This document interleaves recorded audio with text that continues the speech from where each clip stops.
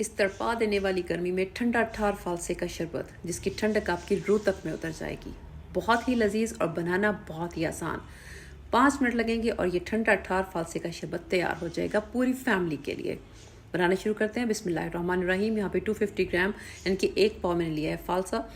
मैं इसमें पौना कप चीनी का डाल रही हूँ। आप अपनी चॉइस के मुताबिक कम ज़्यादा कर सकते हैं। और साथ में जाएगा काला नमक, सादा नमक नहीं, काले नमक से इसका जायका बहुत उम्दा बनता है।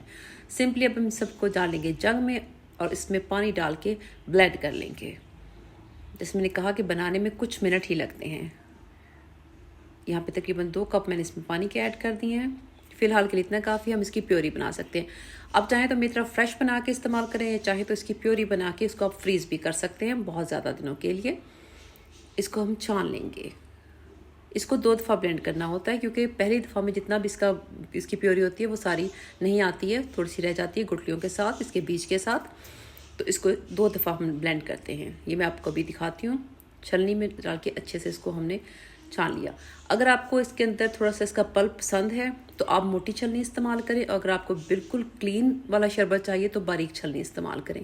छोटी छोटी सी टिप्स हैं जिनको हम फॉलो करेंगे और बेहतरीन सा शरबत बनाएंगे। अब उसी पल्प को हम दोबारा से डालेंगे जग में और थोड़ा सा पानी मज़ीद ऐड करके इसको दोबारा से छान लेंगे। और ये देखें यहाँ पे सिर्फ और सिर्फ इसकी जो बीज हैं वो रह गए हैं, बाकी सारे फालसे का पल्प जो है वो शरबत में जा चुका है।